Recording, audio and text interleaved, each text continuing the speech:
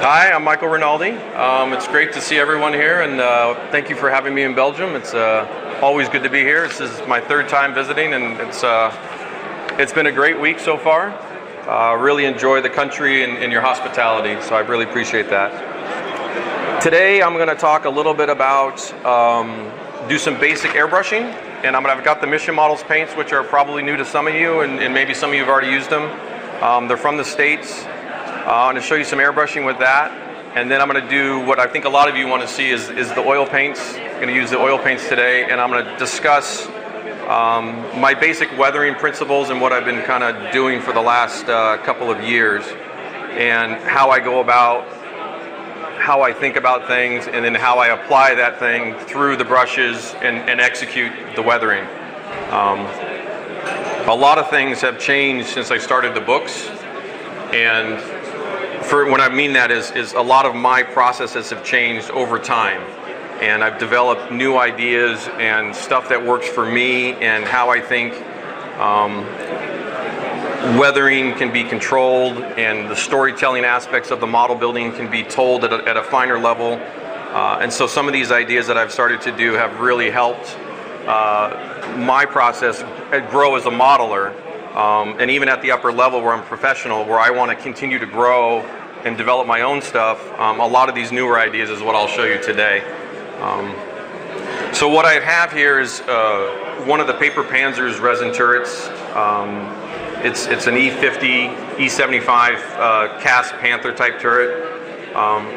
For the club, on Friday we had a club meeting and we did a demonstration with the Mission Models paints, and so I sprayed this, and I'll do a little bit more airbrushing on top of this. I'll do some camouflage and do a little bit of chipping and some of the basic things you guys know me for. Trying to decide kind of what to do with this because it was already primed and prepped, but I think the best idea for me is going to be just kind of showcasing you how the primers work, and then some color. If you're not familiar yet, the Mission Models paints are a water-based paint. They're 100% organic pigment. So when we have the conversations about spraying airbrushing paint, airbrushing acrylics in particular, they can be challenging, as many as you know. The pigments that come inside the Mission Models paints are a lot finer grain because they're organic. They're not plastics, they're not latex, they're not vinyl. They're able to have a finer quality of spraying. And this helps us for many things, both just straight airbrushing, the quality of the airbrushing, the surface quality of the air, how smooth this is. It brings a lot to the table for a water-based acrylic, and I think in the conversations between lacquer paints and acrylics, this is the closest I've ever seen to an acrylic spraying similar to a lacquer. Or because I sprayed for years with Tamiya paint with Mr. Color leveling thinner, Tamiya lacquer thinner.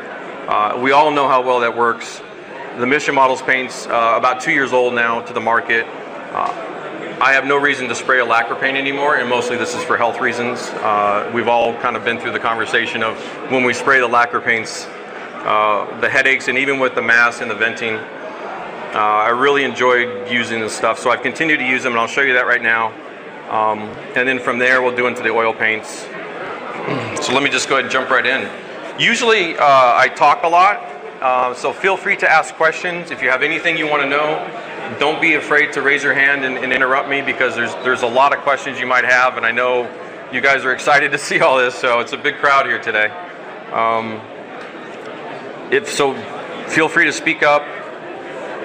When we get to the oil paints, I'll do some theory discussion. I'll talk about why I do what I do, but basically for the airbrushing, it's pretty straightforward.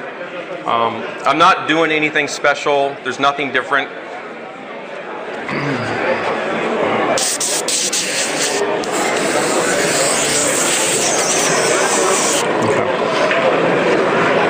Okay, so they make a primer, and it's acrylic primer. The primer is activated by their thinner. There's a chemical in this thinner that activates the primer. This causes the curing process of what turns it into a primer. Some of you have come up to me today and used the primers before. I think these are one of the best acrylic primers you can find. The strength of it, the smoothness, the ease at which to paint. I can spray this primer in front of you today, and in about 5 to 10 minutes, we can move right, by the time I finish cleaning the airbrush and I put some color in it, we can go right into the painting, and then what I can do right into the weathering, I can go right into the chipping. So the efficiency of the system is really nice, and it's one of the things I think, for example, if I use the Gunzi Mr. Surfacer, I've got to go outside, I've got to spray the primer, I've got to let it gas out, I've got, you know, a couple of hours sometimes, or even a day or two where the lacquer's, you know, gassing out. Well, with this stuff I can go boom, boom, boom, and I like that part of it. It's really nice. So let me just go ahead and...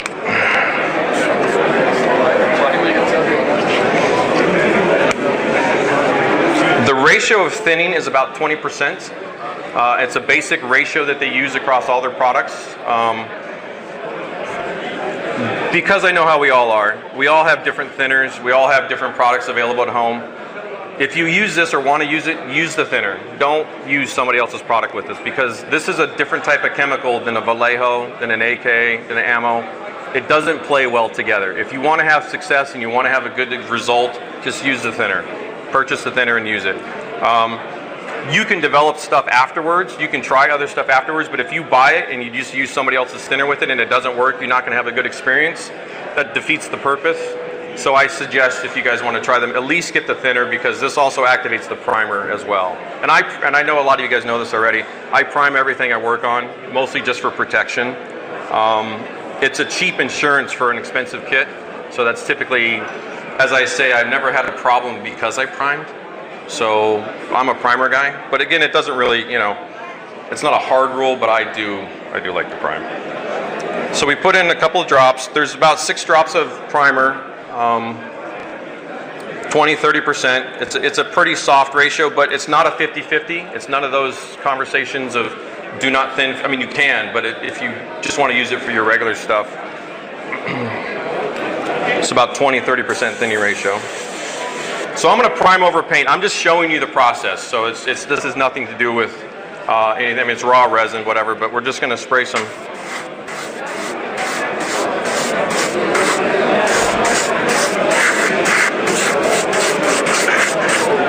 That's beautiful stuff. I mean, I don't know where the camera is, but it's just like that. Oh, I didn't set up the hairdryer. Hold on 1 second. That's okay. Yeah, I need to set up the hairdryer, but we'll have to do the hairdryer. Yeah. Yeah. I'm sorry. Yeah. But basically, yeah. What's it? Big sockets. Oh, we're running out of big sockets. Okay. No, it's not the end of the world. We'll figure it out.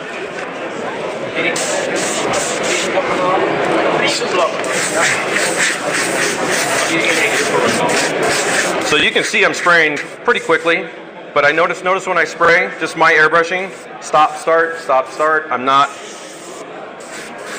I get a really nice even texture on there. It's got a beautiful cast texture on the surface anyway. So, and do you guys smell anything? Nothing.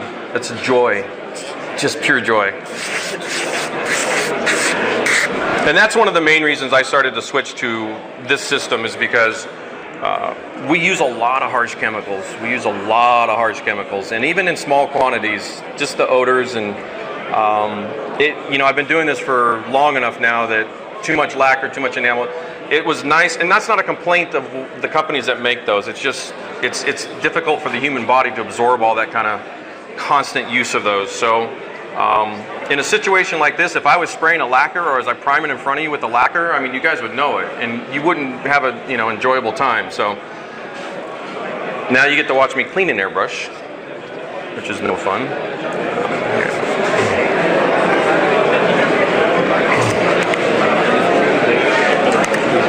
I'll move along pretty quickly here once we kind of get into this.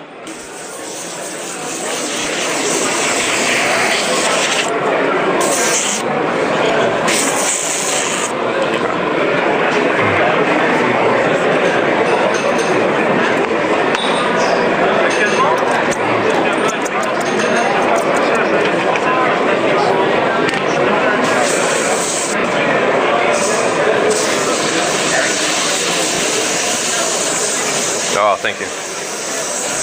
It's more important for the oils, so we have a little bit of, oh, great. No? Oh. I like the pink one. The pink one's nice. Okay. So let me, and this is a red oxide primer. This is the paint color. They have a red oxide primer as well if you want to prime in red. They have gray, black. Did you just clean the airbrush with water, or is it? A couple drops of their thinner. You have to use that thinner to clean it? No. Water works fine. I'm just hustling. I'm kind of, speeding it up. But the water, I usually flush out with water, and then a couple drops of their thinner and flush it back out. So fine with the layers. It's really hard to get it. Yeah, no, this cleans beautifully. I mean, this is boom, boom, boom. So it's a little bit faster than I normally work, but this is about the speed at which I can work with this. So, and as you guys can see, the turrets in the gray primer, it's really nice. It's already dry. Yeah. So we're good. So I'm going to do it, like I said, it's the 20% ratio. If I'm spraying a lot, I usually put at least there's a dropper cap on these. You turn it upside down, doesn't come out, and I could one, you can get real precise. And this is a more precise system than what we're used to in the hobby. Like, for example, if I tell you, if I'm using Tamiya paints, 50-50, and that's my starting point, and then I tell you to adjust it and maneuver and da-da-da-da-da, that's because there's a lot of room to maneuver in those. This is a little bit more precise. So I like to say, you stick to the 20%, stick to the 20-30 window. I haven't had any problems personally, but that's typically just, and then you can maneuver from there. You can go extreme thinning, you can go less thinning, but if you just want general airbrushing, just nice, even, beautiful airbrushing, 20-30% is fine.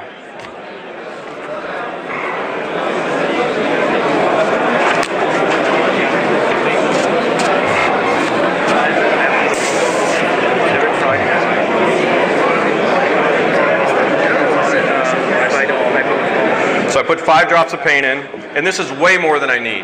I mean, I'm just doing a demo, but I'm just showing you percentage-wise. But I never tried that.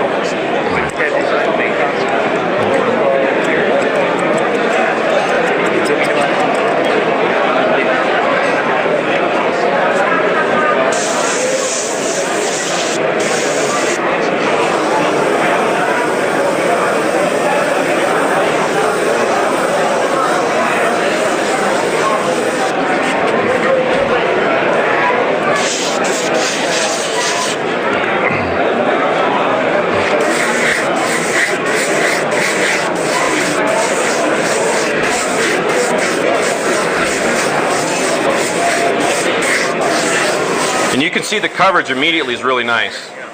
You can see how nice and that goes down. And I'm spraying it around, it's right around 20 PSI, and then on each of my airbrushes I have a MAC valve. If you guys are not familiar with this process, this is like a secondary air regulator on your airbrush. So I set the pressure to like 18 to 20 PSI when I airbrush, and then I have a MAC valve, and then this is a fine tuning. So depending on what type of painting I'm doing, like this is just broad strokes, I can adjust this control valve right here to fine tune my pressure. And if, especially for your aircraft guys or night fighters, or you want really fine camo, this is a really nice little, it's about 15 to 20 US, I think roughly, and get them on eBay. But Iwata makes them they screw right in, and then I have the quick release. So all my airbrushes are set up this way. And then I also have the adjustable handle in the back for the trigger, for the pullback. When you have your airbrushes all set up this way, it's beautiful. It's a nice way to paint. It's a little bit more investment, but this is probably the most important hard tool we use. So,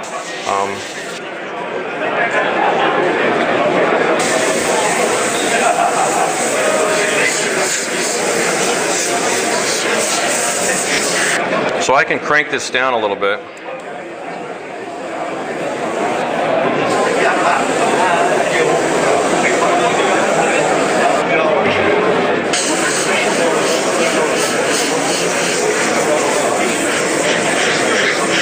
So I can spray really, really subtle. That's going to get everywhere.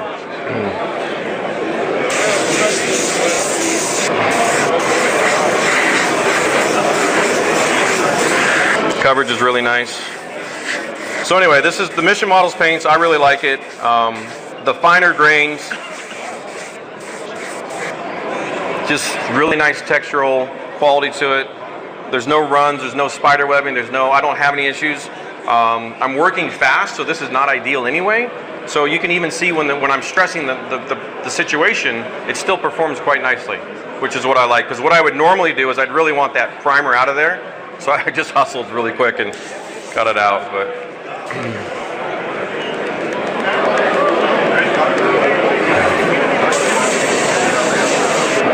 actually, what I'm with here, so we don't have to wait.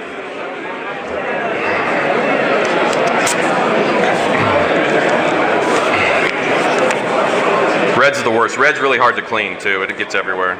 So let's just switch airbrushes.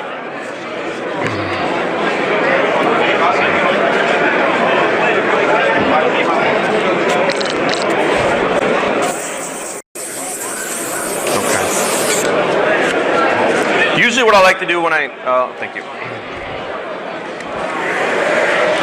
I like to use a hairdryer all the time. There's no reason to wait for this to dry.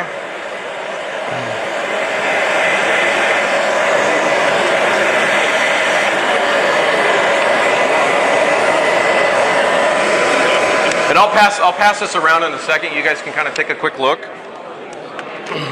But I want you to see just kind of the fine quality of the paint. And I'm touching it with my greasy hands, but it's super smooth. There's really low grain. Aircraft modelers, car modelers. One of the nice things of this system is they sell a polyurethane additive. I didn't bring it with me, but if you put the polyurethane into the paint, it's about another 20% ratio. If you add that to the paint, first off, a polyurethane is a really durable surface. It's one of the more durable paint surfaces we have. It's also extremely smooth, so you can actually decal right on top of the polyurethane without having to use varnishes. And I know a lot of you guys have asked me separately, like, hey, how come you don't use varnishes, or you do not use varnishes, or whatever.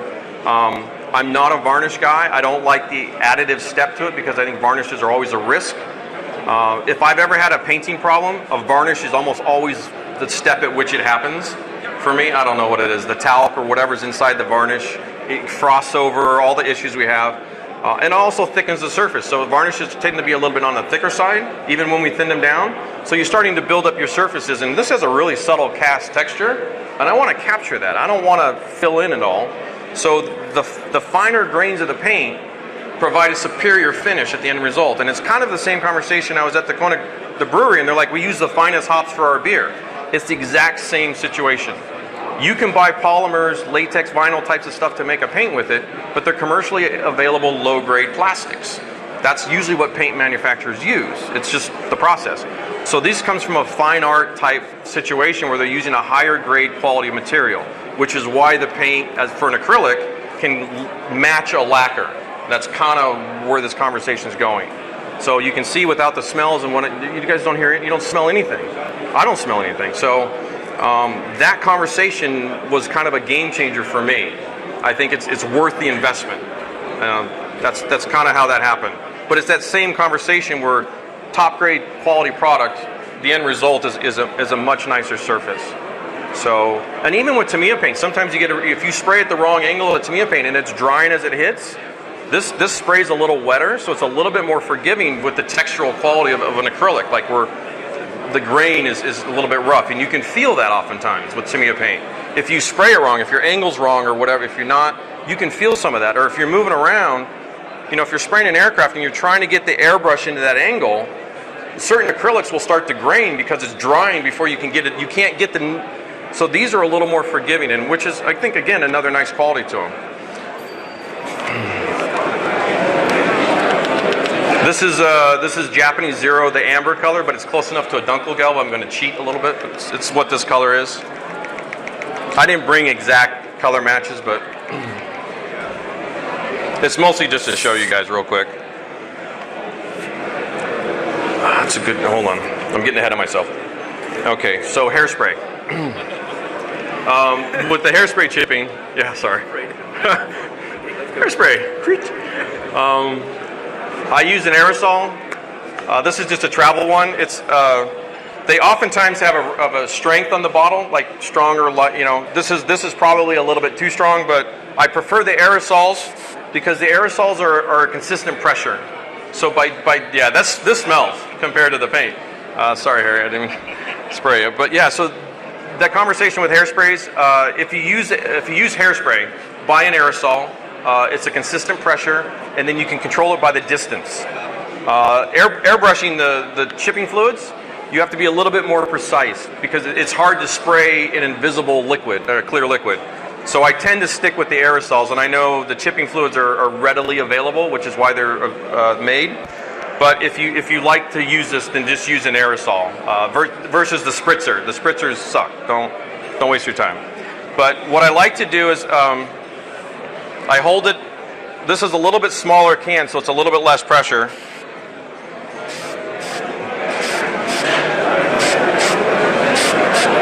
That's about it. And then what I do is I dry it off with the hair dryer. And again, you want it to be just a nice even layer. So you can see it's got a little bit of a sheen to it. It's already pretty dry. So that's one nice even layer with the hairspray. And that's what you want. You don't need a lot. You just want a nice boom, you're done. Come back, I do one quick little additional layer.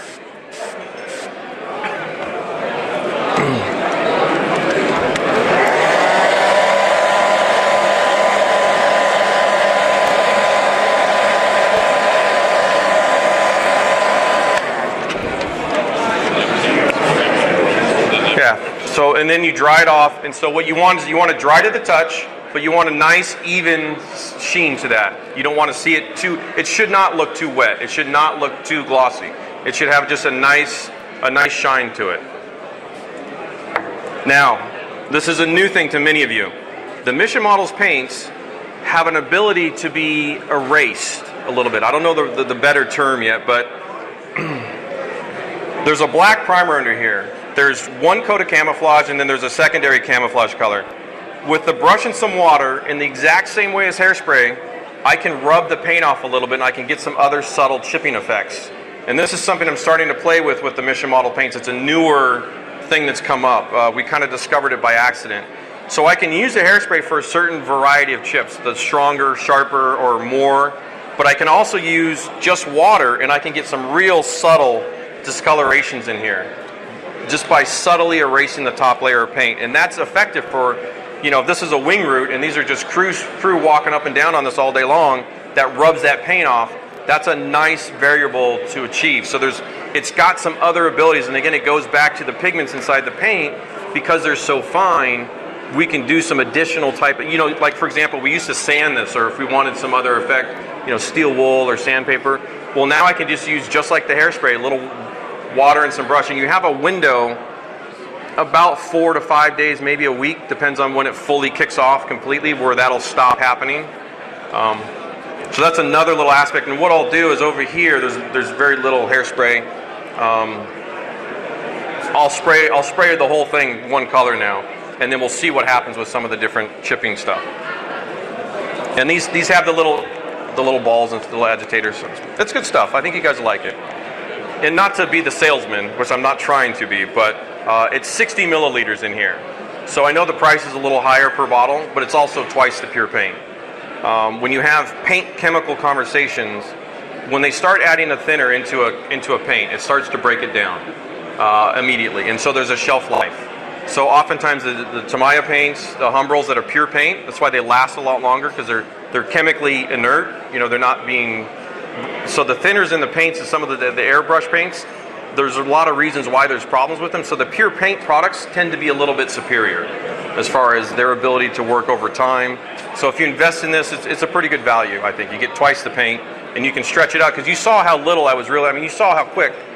That's red over a light gray, that boom, done. There's nothing else I need to be doing with it, so. Which I like. It's a nice thing. Because sometimes I'll admit, even Tamiya with lacquer thinner, like an olive drab tank, like a Sherman, man, you got to keep spraying that. Like, you got to keep, it drives me insane. It's boom and done. And then the color shifts, because as you increase the opacity of some of the Tamiya paints and stuff like that, it darkens it up. So there's kind of this, I do like that this just comes down in the color I want it to come down in, and boom, move on. And I like that part about it. because these are the nuances of painting that we get into that we realize over time, you know, when we start using all the different brands.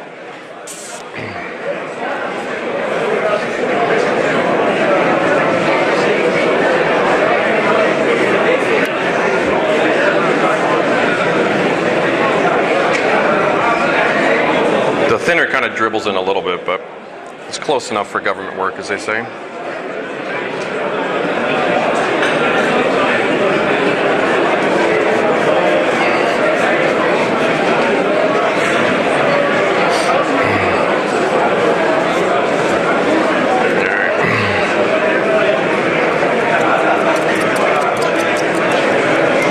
And you can see I like to mix right in the airbrush.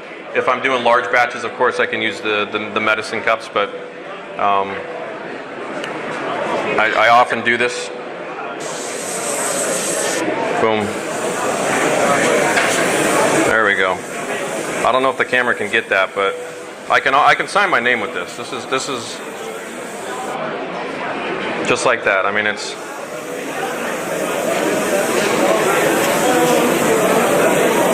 And so I'm running about 18-20 psi. I've got my little Mac valve. This is a Tamiya, this is a 0.2, the superfine.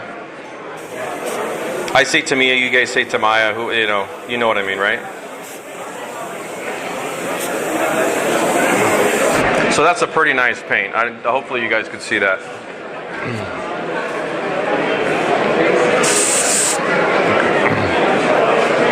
Now, usually when I model at home, I'll have some sort of handle under the turret, or I don't normally handle things this way. I don't want you guys to think I'm a little crazy.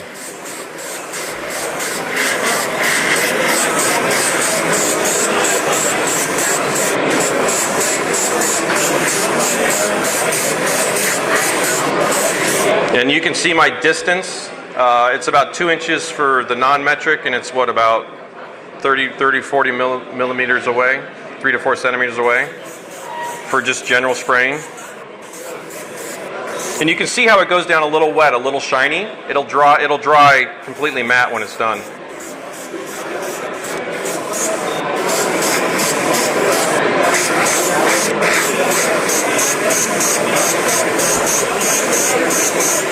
And this is a 0.2 airbrush. I'm kind of forcing the issue here a little bit. Trying to keep your attention with this riveting painting demonstration. You all want to watch me airbrush, I know.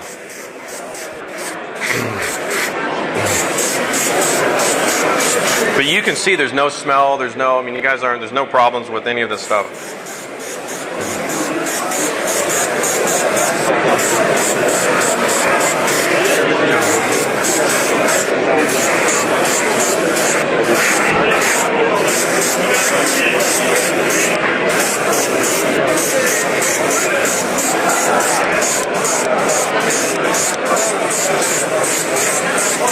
We'll get to the fun part pretty soon, I promise.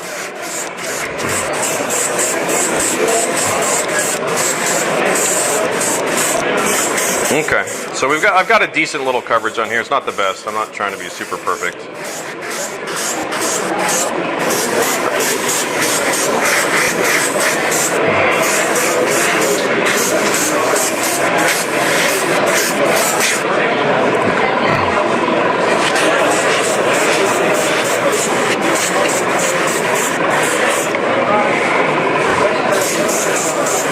But you can see it builds up really fine. There's no big thick paint buildup going on.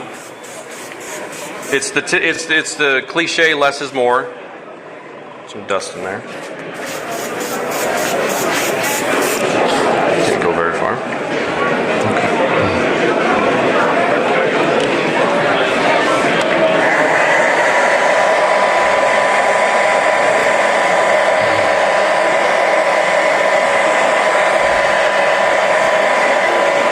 And you can see it starts to turn matte, you know, that sheen goes away.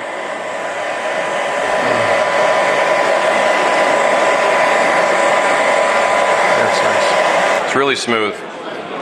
You almost don't feel, I want to pass this around, but you almost don't feel anything on top of that. It's a nice smooth, still a little wet.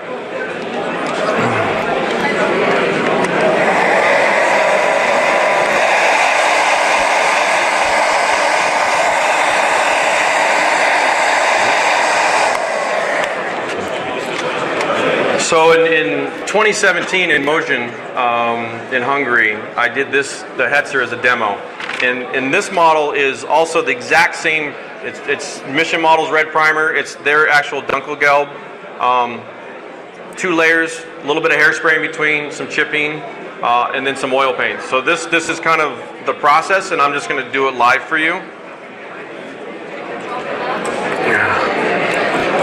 So what I have is some red water now.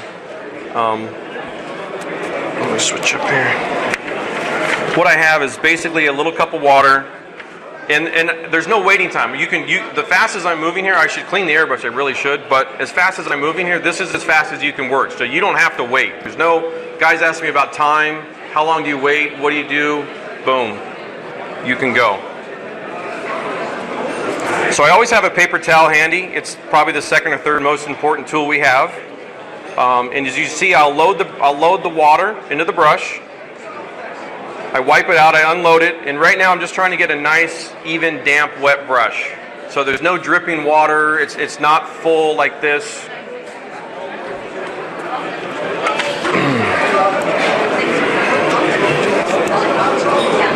So watch the hand motions as much as you can.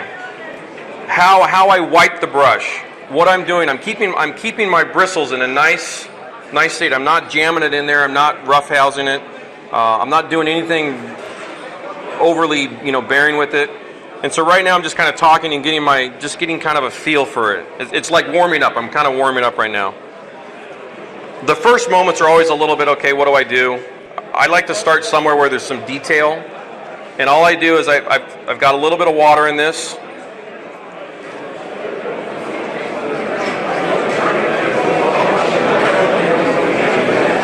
And what I'm trying to create here is this is a normal paint job, a regular vehicle in-service paint job, and I want to show regular, normal, daily wear and tear.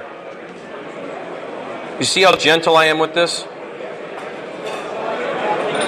And I'm kind of kissing with the side of the bristles. So I'm going along the edge of this, and as soon as I see some red show up, I determine right then and there, okay, that's enough, and then I move along. I can always go back. So when you're talking about walking around with the hair, the chipping and trying to do these kinds of things, so see, if you look at kind of the motion of the brush, and you can kind of see the water discolors the paint a little bit. I'm kind of softly, gently scrubbing, a little bit like sanding. And I'm starting to get a little red to show up through there. And I'm trying to be subtle. I'm trying to achieve what I think the crew were to slide off of that, over the course of a couple of months. That's a common spot. If, I'm looking at my references. What I'm trying to do is, okay, that little area is going to quite commonly be touched by the crew. And then I move around.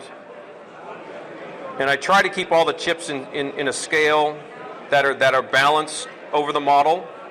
But you can see how gentle this is. I'm not wetting the surface. Okay, so let's, over here, I'm not putting a lot of water down. I don't do this. This is not how I do it. And then I don't do this. In terms of, for the daily wear and tear. So I immediately have gone too far. So this is way too much for what I'm trying to achieve. But you can still see just the quality. So I'm going vertical to, going with kind of the flow of the shape. But this would be way too much. That's a lot. If this was a derelict, if this was a destroyed vehicle, you can start to play with this. But what I'm trying to show you guys is I want to show you a little bit more of the subtle side of things. Being a little bit gentle with it, how I hold the brush, how much pressure I put into this.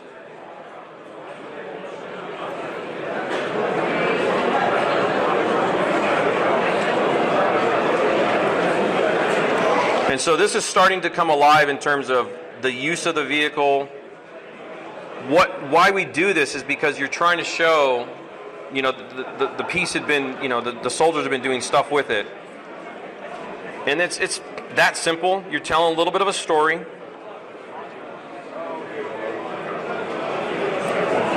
So you can see how easy this was, and you can see how fine some of this is. And I don't know if you can see it from that far, but if it's showing up there, but this is, I'm barely, and I've barely got any water on this, and I'm just kind of kissing the top of this little detail right here, and it just subtly brings out the lower color.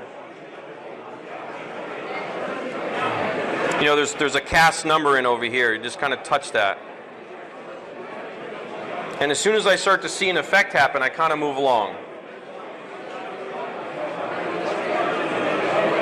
And I'm always in combination of photo reference. And whether it's specific to the vehicle or not, if I'm looking at a painted effect on a vehicle and I'm trying to replicate it here, I have my references around me. So I do not, you know, I'm doing this demo, but I typically when I'm working on my own, you've got to work in combination with these things.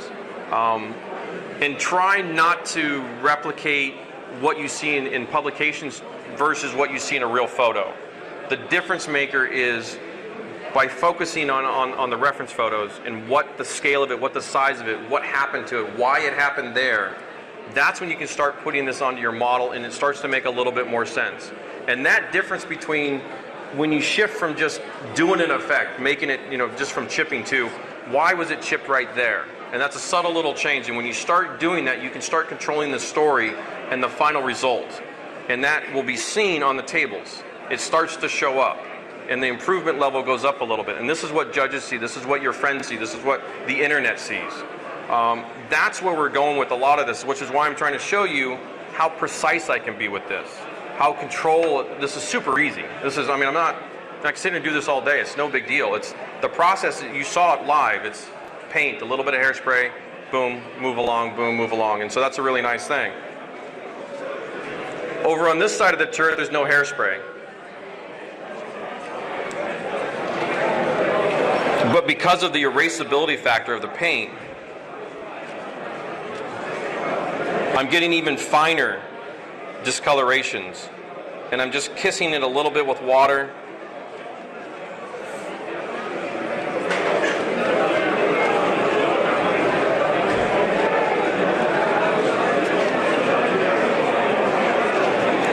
In subjects in particular like this, where there's a cast texture, where there's raised details, where there's torch cut ends of the steel, where there's sharp edges to the periscopes and all this, this is a wonderful particular turret to work on. Sometimes we don't always have quite, you know, the luxury of this, but which is why I chose it too, because it's pretty easy. You get some super nice little effects here. And the other thing is you can keep painting other colors. You can keep adding camouflage. You can keep doing additional stuff. So I can add more colors, just keep going and get the reduction through the various colors if I wanted to. And that's basically it. That's the heart of the chipping part of this conversation. Like I said, I can get real aggressive over here if I wanted to. I don't see how much water I put on, see what starts to happen. This is uncontrollable right now. And even though I'm still trying to like make it look decent, you know, it's already kind of a mess. And so as you watch the hands, I'm constantly cleaning the tool. There's very little pressure involved. There's very little water involved. Some of these chips in here are so fine. I'm going to pass this around in a second so you guys can see this. Dry brushing is probably the closest other way to get kind of this effect, like maybe dry brush a little bit of red back. But if you see this up close, how fine what I just did right here in that. All I did was a little bit of this. And so I'm starting to already get a little bit of effects. And that's when we talk about, like, when the paint quality is a little bit higher, you can achieve a better result. And that's, honestly, when that started to happen for me, I'm sold, you know, boom, done. And even though I do some stuff with this company, I know the person, I'm part of it. It's not my paint, it's not like trying to push the chemical. But the results for me are what drive me forward. So if I'm getting what I just did right here, and you guys can go ahead and pass that around and just see that, I can barely see with my glasses. Just some of the different quality of the chips, because you want it to be on the table, and I can do that for 70-second scale. I can do it in 1/100 scale. The ability to maneuver with your brush and some water like that is extremely powerful, just with the chipping. We're not even talking about the weathering yet. I'm sure that the paint won't peel off in the future, because in fact it's fixed on Hairspray. This is all mission models. This is 2 years old. This was painted for about a year now, so it's nothing. I never have paint problems. I don't ever see paint come off like that. People say that a lot, and I'm wondering what's going on because I don't experience it. But I prime, I do my spraying. I'm not doing anything that's abusive to the model, so I don't. And if you saw, and the point that I'm going to make later on too is I do not flood the surface with chemicals. One of the things that we're going to talk about when we get to the oil paints is the quantity of chemical I put down. And that's what I really want you guys to see. How much is on the brush? Because that's, you want to know how I do this, it's how much is on the brush and the size of the brush. Like, that stuff really matters. And if you don't have the right combination, you're going to flood the surface, paint's going to come off, and you're going to blame the brand of paint that it doesn't work right, and it's not true. It's not the brand. Because I could honestly do this with anybody's paint. It's no big deal. I mean, I could really show you guys that you bring the paint to me, I could do it. So I could spray it, I could do the effects with it. But when I talk about the weathering and you know, doing this kind of stuff up here, it never hurts the paint or causes a problem in the paint where it lifts off or it bubbles or it cracks. Largely because the amount that I'm going to show you to how I do this is going to be the difference maker, and we're going to get to that as soon as that comes back around. But I want you guys to take a look and take at some of the chipping. Some of them you can't even see without glasses. It's that you saw on the lower edge. It's that fine. It's really nice. I mean, and like I said, there was primer, there's paint, and it was a brush with water, and all I was doing was just a little bit of a grinding motion, a little bit of a sanding motion here, just like exactly what you saw there. And then I started. You could see the black showing through a little bit on there. That's all that was happening. I'm like, whoa, this is really nice. And that's like, all right, now we can do something with this, you know? And that's exciting. You're like, yeah.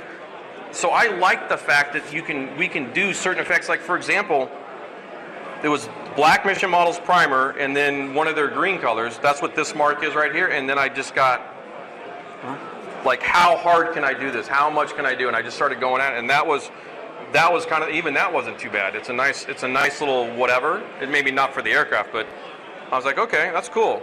And then you could see where I would drag the brush down, and I got those kind of, the paint was, so I'm starting to manipulate it already.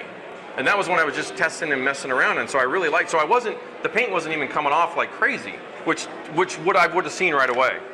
And I like that. You never use water in your this mission model. You don't have to. Okay, so I used to talk about the Tamiya thin with water for the chipping. You can use water, yes. The thinner is so mellow. It's I don't know how you say. It cures over a little bit more time. You know, Tamiya cures fast. The acrylics tend to cure. This is kind of in between an enamel and on the curing level time. So I got a little bit extra. You have a window. So you can use the water, yes. I found in a demo I didn't need to use the water because I was worried. I was like, I'm going to use the thinner and I was going to do a hairspray demo and it wasn't going to work. And it worked. I'm like, oh, okay. So I just, you know, you can use the water if you want to, but it's not like Tamiya where the different thinners, you know, the strength is what you're going to, which is also a nice way because that way I'm more capable of spraying different camouflage patterns with the hairspray now. It's more versatile now. So again, the advantages of this starts to, in my head, I'm like, okay. Not that Tamiya is bad. I still do, you know, good stuff with it, but this brings a new element to the conversation, which is what I'm trying to get across to you guys. Is it's not the hype you see or what you've read on the internet. I don't know. Most of it's positive, which is nice. And I wouldn't sit here, even though the guy's my friend, I wouldn't sit here and promote it like this or show you like this if you weren't, because that would have been, pardon my French, that would have been bullshit. You know, you'd be like, Rinaldi's full of, you know, he's smoking weed, whatever. And I'm not. So that worked pretty well, and I think that was something I want you guys to see that a little bit. And now we can get in the oil paints here real quick because I know you guys really want to see. And we good on time? Yeah? Okay. Any other questions or? When you use the hair dryer, low heat on the hair dryer.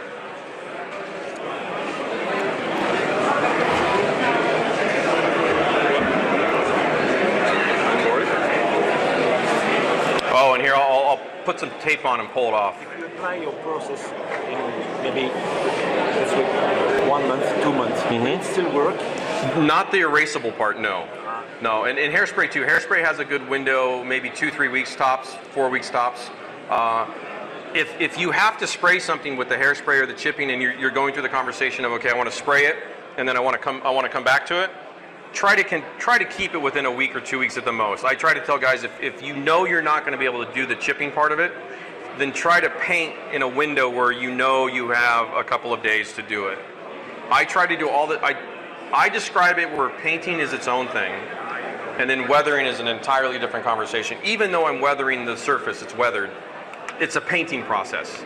So I get all my painting done, the decals, whatever you need, the markings, whatever you need to do. And so that's kind of one of those things where I try to control each step in that. Then I can step away, because once the chip's on here, I'm good. I can do whatever I want to do now. I can leave for months, years, whatever. Like this is 2 years, I haven't touched it. But all the chipping's still there, so I don't have to worry about it. Try to work that way if you can. You'll have better success. Big greasy fingerprints all over it now. Thanks, guys. Okay.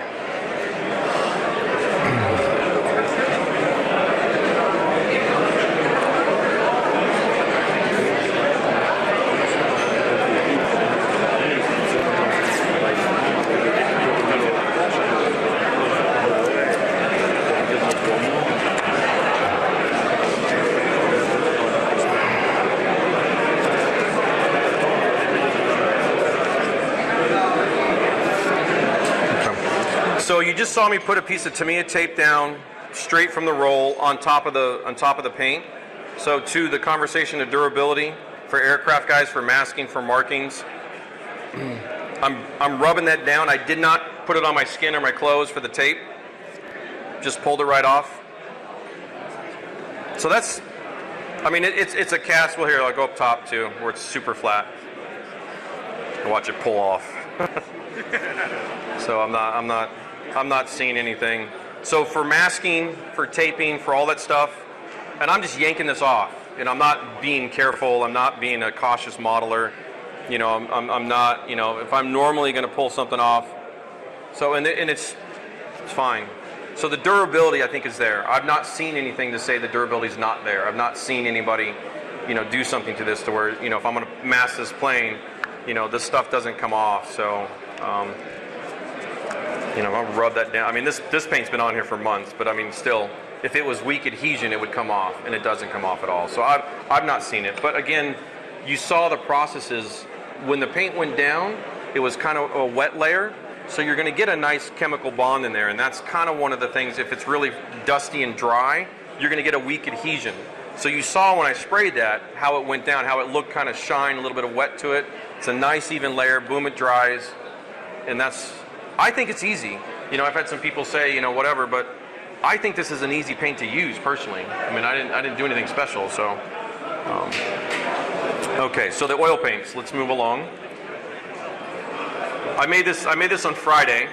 To the question that came up in the beginning, how much oil paint I put down for a model. I have my little box of oil paints.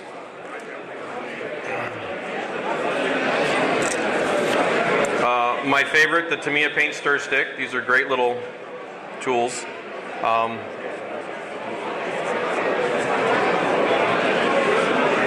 That's a general amount for what I think will work for a couple days. So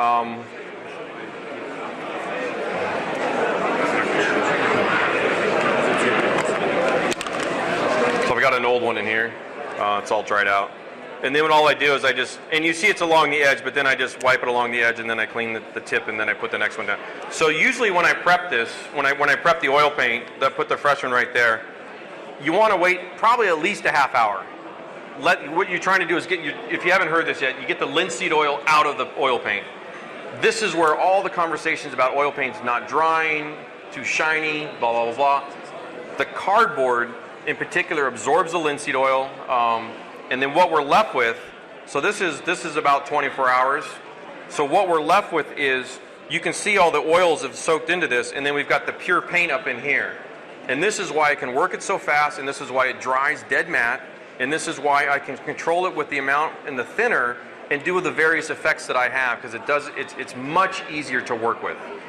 And I work on this is a smooth matte surface, but I don't varnish. I don't have a reason to varnish. There's no protection issues. I'm not going to stain it. I'm not going to.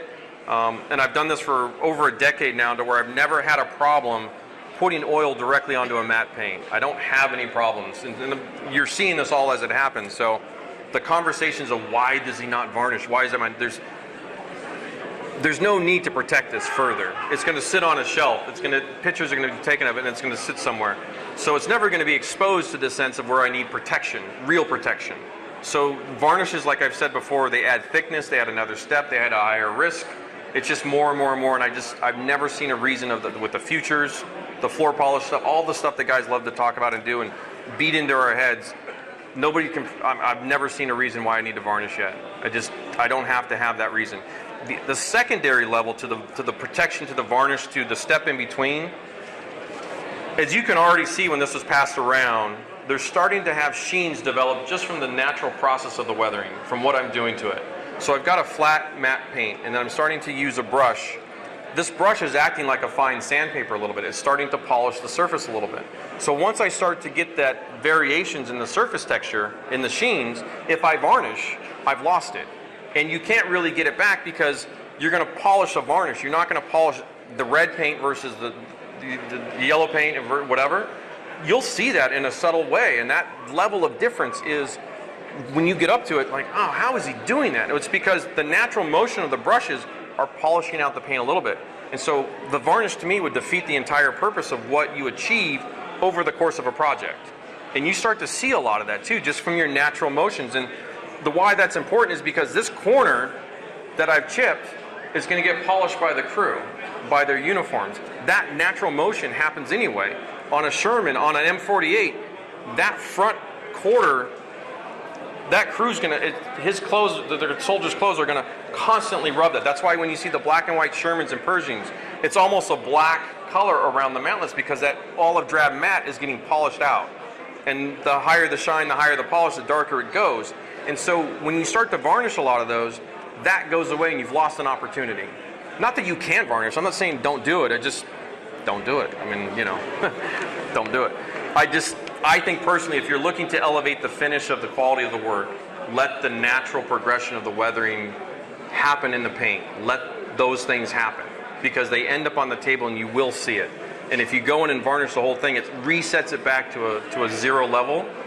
And you see that in the models. You'll see the ones that have that. And if you're looking to advance that further of a vehicle that was in use, where in the real world, that's what happens. This is how it happens. That's how you achieve it on the model.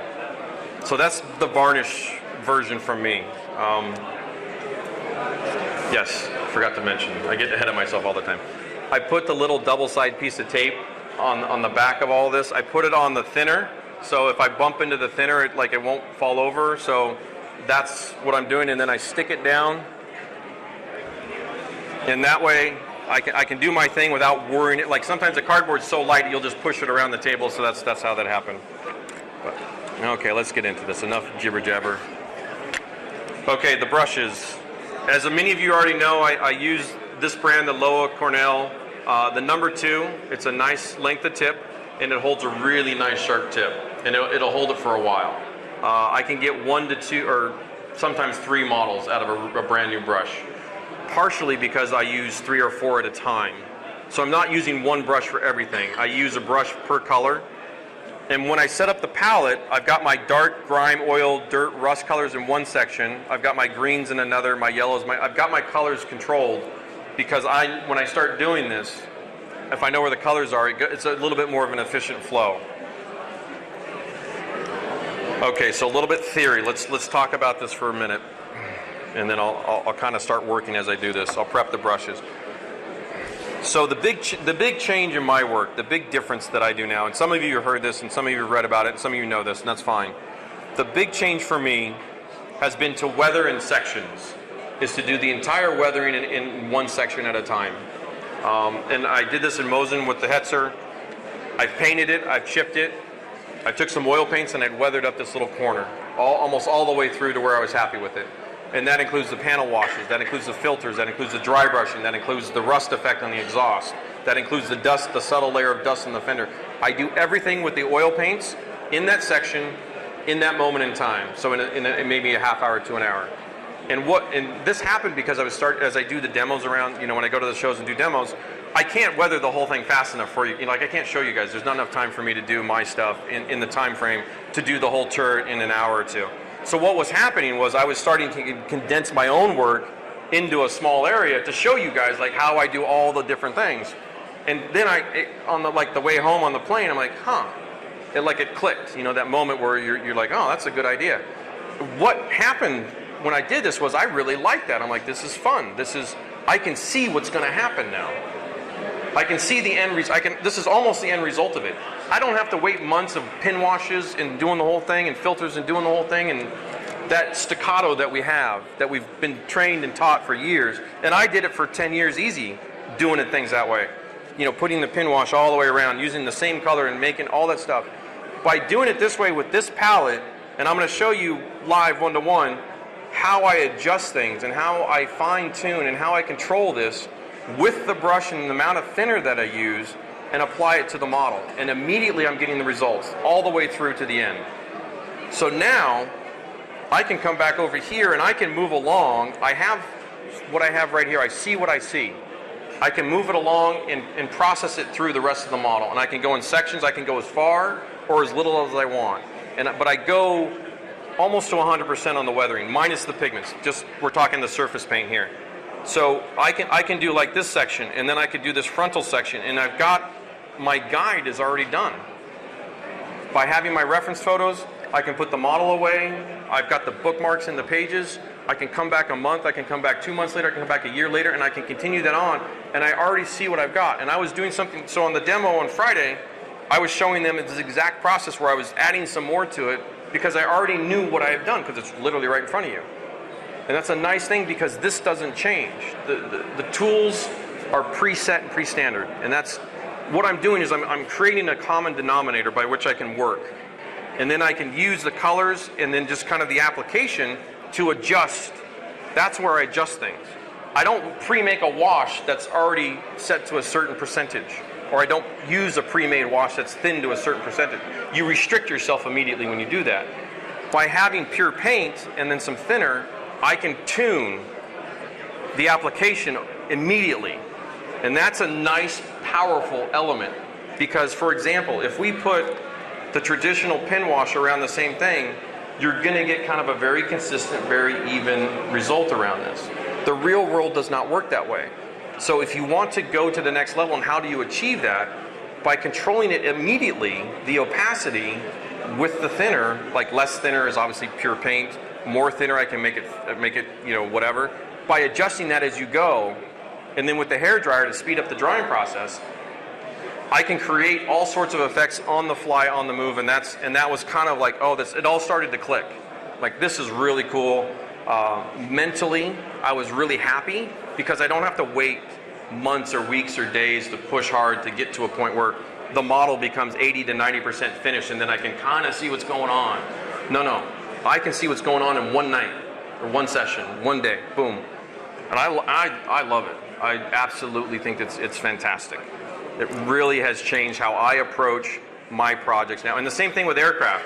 So I was just running a test on oils, so I just basically worked the wing. I didn't do anything with the side, the fuselage. I didn't care, honestly, at the time. I wasn't worried about it because I just wanted to see what I can do, and then I can move along to the next section. But I can look at this for days, I can study it, and I go, okay, well, whatever. I can adjust things, and that is a powerful element where when you start to do multiple models over the course of time, you can now start to control the end result a lot better. So your models don't always look the same, or they don't always have the same flavor. And this is important when you do a desert vehicle, when you do a winter vehicle, when you start to maneuver around the subject matter. And that is where this is all kind of going for you guys. So I have my brushes, I have my thinner, and then with the oil paints, again, odorless thinner. The reason why, it's a higher refined thinner product. Of all the thinners, as the manufacturers make their thinners, this is like one of the more refined. And the reason is you get a little bit better result. As you can see, there's a theme here. I'm always for the end game. I save my enamel thinners for other stuff. So for the oil paints, a good odorless thinner is fantastic. I think most of them make them. Most of the brands make one now, so they're all the same. And I don't know. I always get confused, so I apologize. I don't know what's a white spirit versus some of the terpenoids and some of the other art names. So I just tend to buy, if it says odorless thinner, I'm a simple man. Okay, good, I'm good. This is why I do that. So the blending, the streaks, you can notice a difference. I personally notice a difference, so that's why I just stick with those. And this bottle's over a year old, so it does last a long time. I mean, this is, and you see what I do. I pour a little bit in a cup, and I'm not wasting this, so it's a very efficient process. Same thing with the oil paint. Some of these tubes I've had for over 10 years now, because it's just a very efficient process. Okay, so I have a brush for each color group, and then I have a blending brush to blend out the effects. And I have a couple different versions of blending brushes. What is the reasoning for choosing specific colors? Okay, so when I set up the palette, when I set up the oil palette, I start with I have a couple that I've used all the time. I always have the Winsor Newtons. I have a burnt sienna, which is the best. I think it's the best rust color. I have a raw umber, and then I have a burnt umber. These are my grime colors, and so I start there because most of this is military or base or heavy duty equipment. So you're going to have some grime colors. So I start with those, and then I add in colors related to the model. So this is kind of a just a German armor red and some gold. So I have my tans that kind of relate to this color, and then I have I was going to do some greens, but I didn't get to it. But I have some other tones that relate to the color of the model. So and then I have earth colors, your basic dust, your dirt. So I have some light tans, and that's what I've. And then this particular one had some blues because it was for the gray. So you can see, you just kind of match up, and that's what I'm choosing. So and it's usually 14 to 15 colors, and if you don't use them, it's okay because you're not, you don't use every single color all the time. But I have them on the palette if I need them, which is fine. It's okay. Yeah. You won't. You waste a little bit of paint. Some colors you don't use very much. I put it down still at the same time, but I don't use very much of it. Like yellows, you don't use a lot of yellow. The blues I hardly ever use. So anyway, so this is really important. So I take all my brushes, I get some thinner on them, and notice how I wipe. I'm spinning the brush in my hand and I'm pulling backwards. And this keeps the tips refined. I'm spinning that tip backwards on the paper towel. And so what I want is I just want, like with what you saw with the water and the chipping, is I just want some thinner on the brush. I don't want it dripping, I don't want it wet. I just want it kind of, and I could brush it on my hands and I can see just a little bit of a sheen. And that's all I want. That's just my initial prep work, just to get that going. I don't use like a dry brush when I do this. And usually when I'm talking, I have to kind of stop and start. But when I work, I'll have a brush. I'll have a bunch because I'm gonna do some things here. But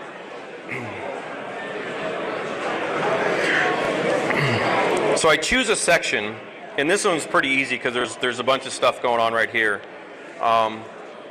I've got some raised details, I've got some joints, I've got some welds, I've got some bolts. I get some thinner on the brush. I'll start light tonight, okay? Usually you can go dark to light, light to dark. There's, it's not a hard or fast rule. So the initial color, I'm getting some oil paint in this. Hold on 1 second. This happens all the time. Because that will end up on the model. Okay.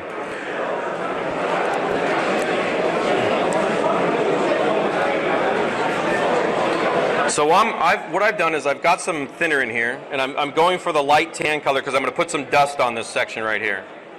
And it's kind of like that panel on the Hetzer up here where it's a little bit faded.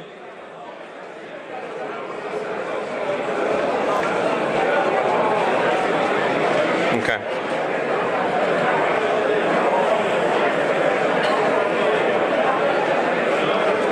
So I'm just kind of placing the oil on the turret up here in this section. I want kind of a dusty little area in here. So I'm almost drawing it on there. And because this is a flat top of a surface, I have like a little bit of a flayed rake brush right here that's kind of soft, and I'm going to stipple. And this diffuses the paint. Just a gentle tapping motion, and I'm just kind of diffusing the paint out.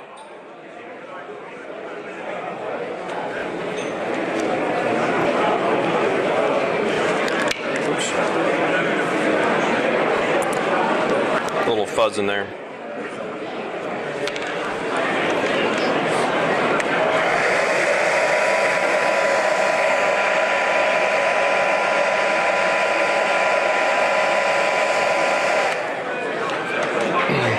So immediately I've already put on a little bit of dust. I've diffused it out and then I've dried it. That's a really nice way.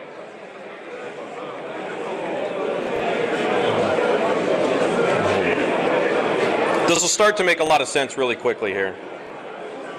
Because what I'm going to do is I'm going to add dust, I'm going to add a dark, I'm going to add the pin wash, I'm going to highlight some stuff, I'm going to dry brush some stuff. I'm going to work this whole section. So by putting in a little bit of dust in here first,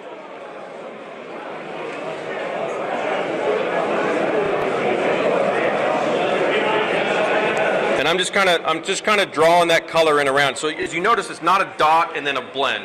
Like I'm not doing that. So I'm almost painting again, like a hand painted.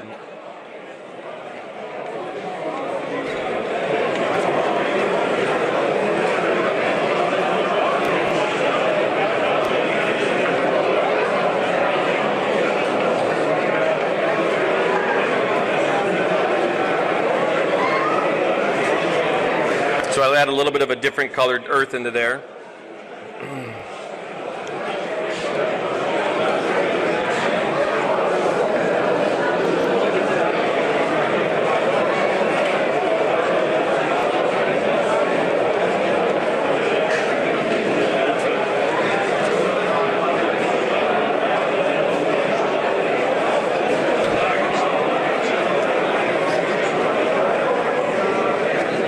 So what I'm trying to achieve right now is a little bit of a diffused, dusty little section, right thing, where that little joint is. And then what I could do is I can come in here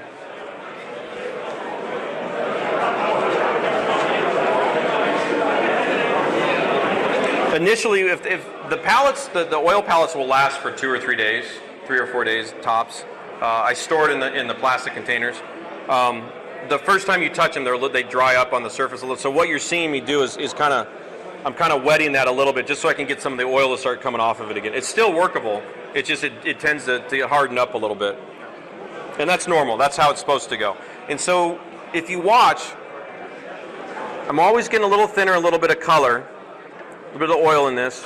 And then I'm going to my paper towel. And what I'm doing is I'm looking at my paper towel, and you can see in here, I'm looking at what's happening. I'm adjusting it because of the effect. For example, if I want to do something more opaque, I want to have a really nice, like this goes to like the basics of what the brush is doing. You can see how the thinner pulls out, but if I want like a really dark, so what I'm doing is I'm adjusting, but with the thinner and the paint and then the paper towel, I'm tuning the brush as I go. Like I want to put a dark element in there, but I don't want the thinner to come in and bleed out.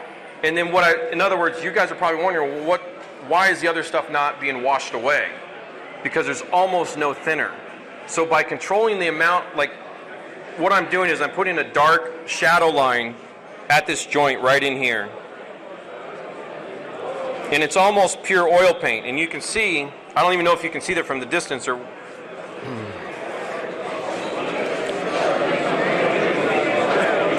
I'm using the tip of the brush and I'm drawing right in the joint with the dark color. So I've layered 2 light colors and a dark color within a short amount of time. So I'm already starting to develop this section right in here, and that's starting to come out. And then what I do is, for more precise blending, if I needed it,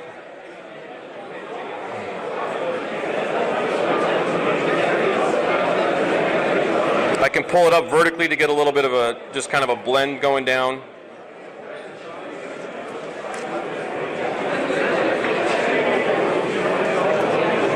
I can pull some streaks out now, like if I want to start showing some of the how the stuff gets pulled out with the weathering and the environment.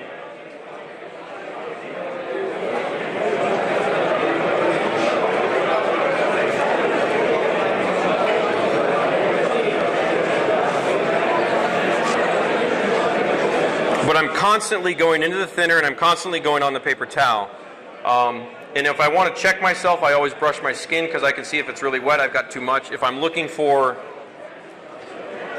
okay, if I put too much down, like that's too wet for what I was trying to achieve. If I do that,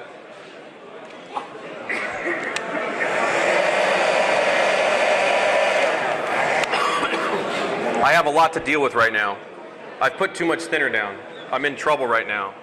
And that's what I want to show you guys is oftentimes you use too much. Even when you think you're not using too much, you can oftentimes use too much accidentally. So what I'm going to have to deal with is now I have to deal with tide marks and some other stuff. So I have to kind of come in here and clean this up. And the reason I showed you that was because it's kind of what I think happens oftentimes is you get where it's too wet, it's too much. Believe it or not, that's too much. It's too much thinner went down. So we'll kind of reset it a little bit. I mean, it's not terrible. I didn't really mess it up, but it's just not what I was trying to do. And that's something that I think happens a lot. And this is why the hairdryer is so important, because if you dry this quickly, it'll evaporate out before the tide mark hits. So I don't have any tide marks. So when we talk about the enamels in particular, you'll get a lot, you'll fight the tide mark conversation a lot. Because there's so much, the thinner is not a very high quality thinner, which causes it's just not refined enough, you know. So one of the reasons I stick to the odorless thinner is because just by quickly hair drying that, I'm not cleaning up tide marks my entire weathering, which is a waste of time. So what I'm trying to explain to you guys is realistically, I've got a little bit of, I've got some paint in this guy. I tune it up because okay, for example, in my head I'm thinking, okay, I've got this joint in here. Well, I want to get a really nice greasy dark, just for conversation's sake. So I go to my darkest color. It's not. So I'm tuning this right now. I'm like, okay, I want to get some paint in this guy. There we go. Had to break the surface a little bit. Okay, see that? So this was too thin. So I loaded up some paint, and now because that's what I'm doing. That's when I talk about the adjustability factor. That's when that happens, and that to me is how I can do certain special effects. I can do certain effects over here, like we're over here, concentrated color. The concentrated color is because there's less thinner in the brush, and I use the paper towel to. This is the tuning. It's like the throttle on a car. It's that simple. Like think about it like that. It's exactly what I'm doing. If I'm going too fast, it's because I'm pushing. I've got too much, you know, whatever. So that's kind of where I was going with this. So now I'm going to take this. I can come in here.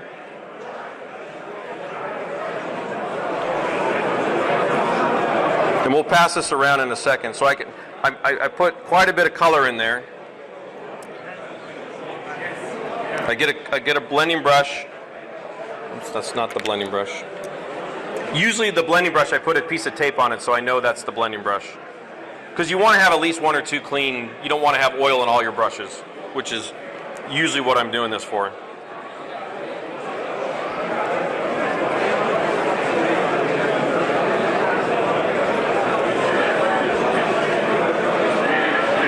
So I'm just kind of blending it out a little bit, softening the effect.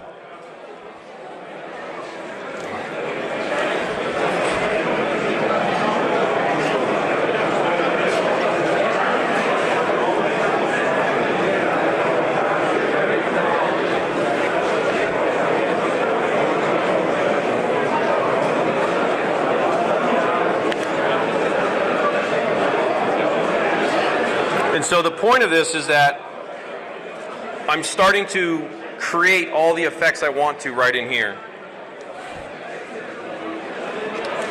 Again with the hairdryer.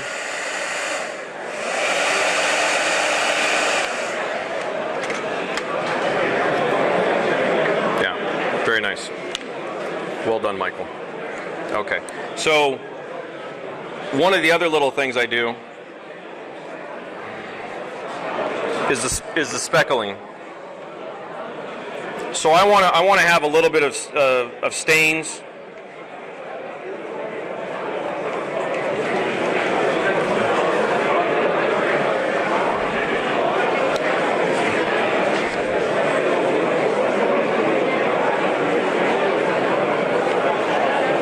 So what I'm doing, just letting you watch this happen.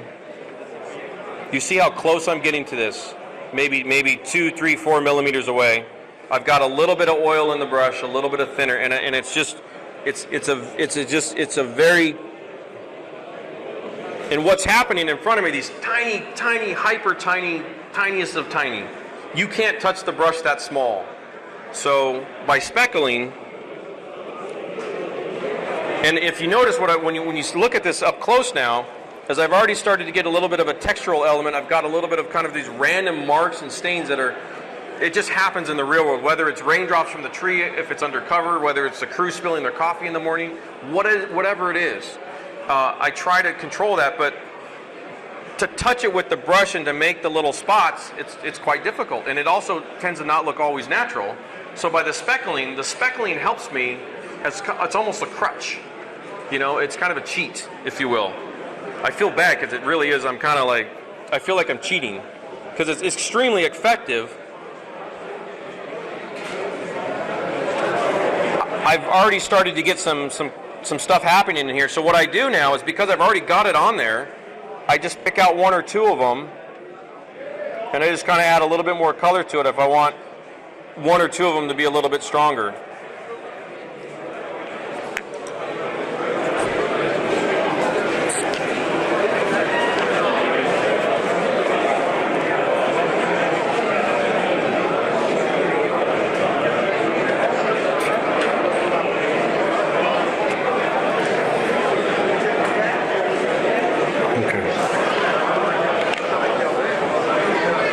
So I'm going to continue on here,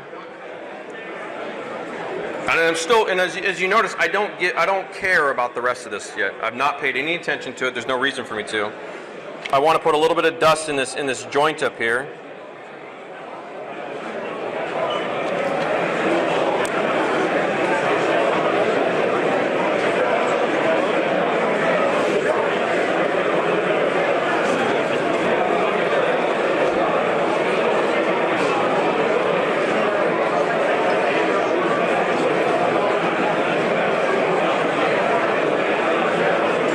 So by using some of these other brushes, these have, you know, there's other types of techniques. The brush itself, this is a really nice flat rake, and so I can do shapes like this are wonderful because it's really easy just to kind of, you know, let the brush do its thing. And you can kind of see the wet thinner come in here.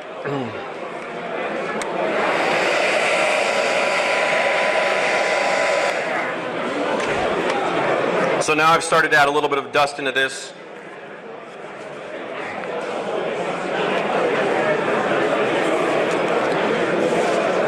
I want to discolor, I want to darken the top of that turret edge color, because as that turret gets worked on and stuff, that paint color actually goes darker, not lighter.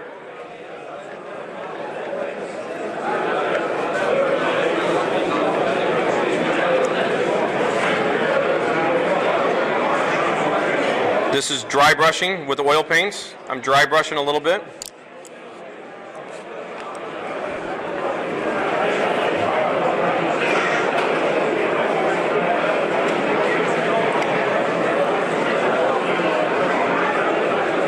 Just softening it up a little so it's not as strong as a...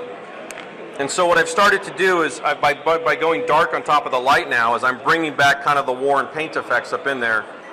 While I've got the dust underneath, and then I can continue on.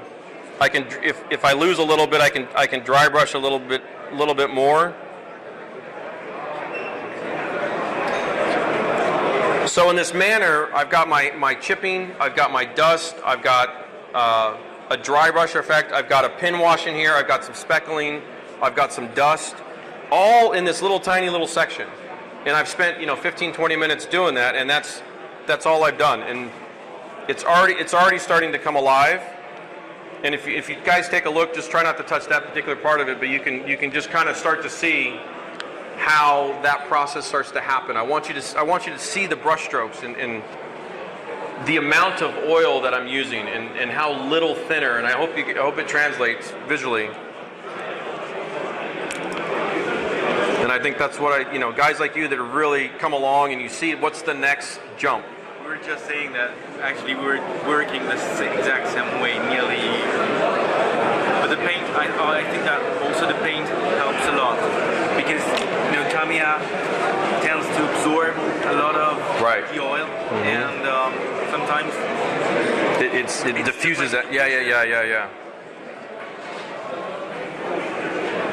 So you can see I always wipe the brush back, and these are key little things because this is how you keep your brushes nice, and but this is also how you keep your tip nice, because what I want to be as precise as I can be. I can always do more, I can always build on it, I can always expand it out and continue, but you want to start with as much control as you can and then pull it back. So for example, while you guys are looking at that, it's the same kind of conversation. Over here was the standard process of doing the wash and letting it flow and then cleaning it up, and it gets a relatively even look, and then I can kind of adjust it from there. And then over here, by doing this process,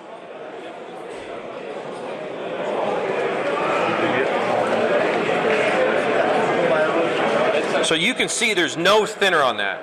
There's no bleed out, there's nothing. I'm drawing almost with the pure paint. I want a concentrated effect. You repaint the whole model. Almost, almost. Very, very close to it. But it's not in the sense of being high labor. It's efficient. I'm using what's here. I'm letting the discussion of what I want to have happen on this particular one with my, combined with my references. What am I trying to do? And so on and so forth. So then I take, I've got my oil paint on that, and I want to do a little bit of a streak. Hetzers are great for this. Harry, you want to?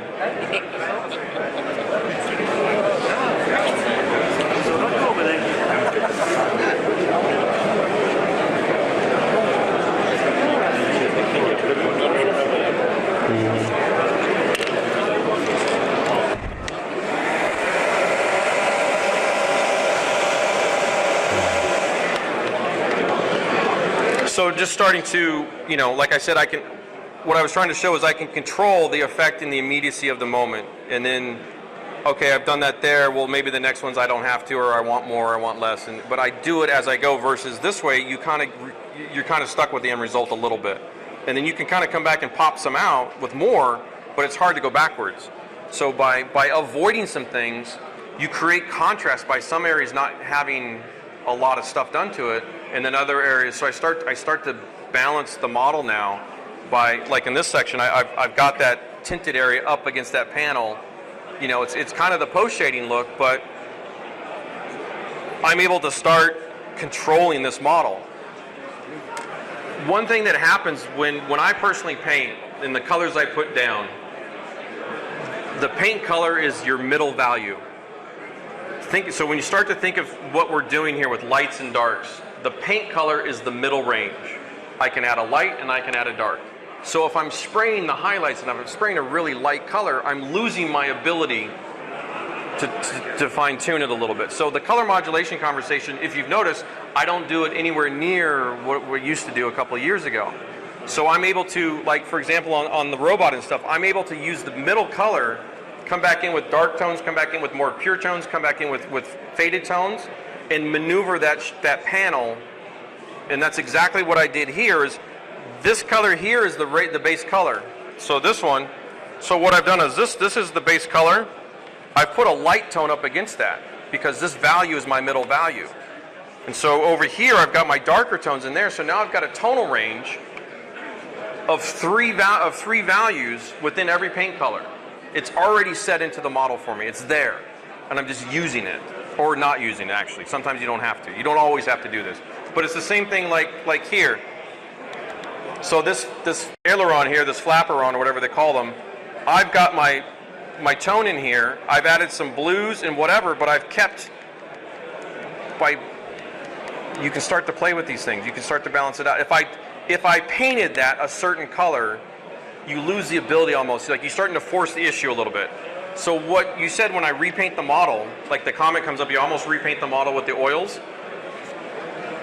I basically lay my colors down and then I come in with the oils with the lights and the dark tones. And that's why the palette has 3 or 4 colors of every color on the model. That's why I do that.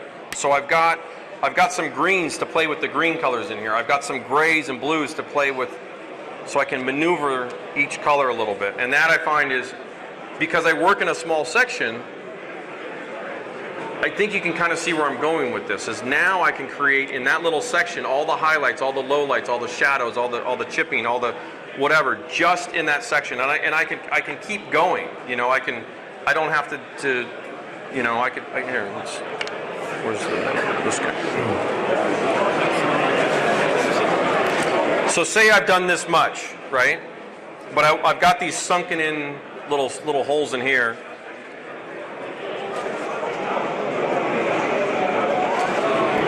So where I talk about when we used to pre-make our washes, we make our pre-thin washes or we buy the washes. If I want to wash, the wash is in the brush now. So I've got my thinner, I've got my color. It's a little bit juicier, a little bit wetter, because I want it to flow like a wash. So instead of making it its own separate wash and using it, I just make the wash as I go. So I've got these little guys right here, you know, around these bolt details, and now I'm putting my pin wash on. Maybe up in this joint here, I want a little bit more of a darker shadow on top of that dust.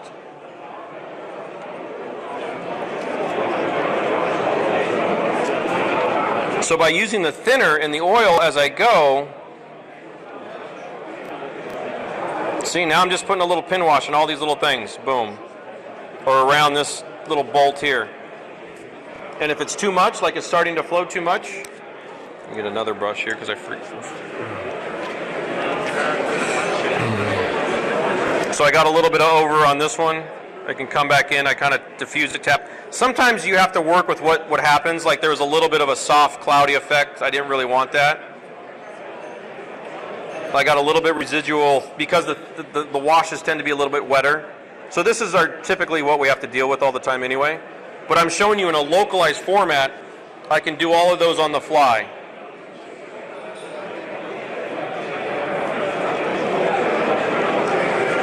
So I can continue on. I think I mixed one of the brushes up. That's okay. No, okay, I know what I did. I can come back in, and so I've got kind of this color, like how do I keep going? So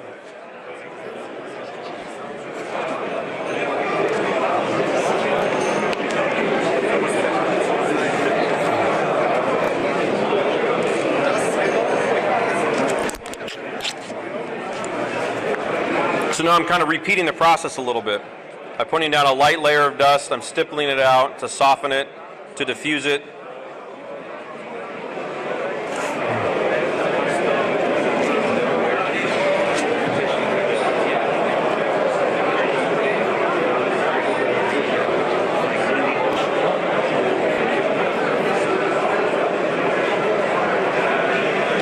Mike, yes. How do you decide where to put the paint, especially concerning dust? Yeah.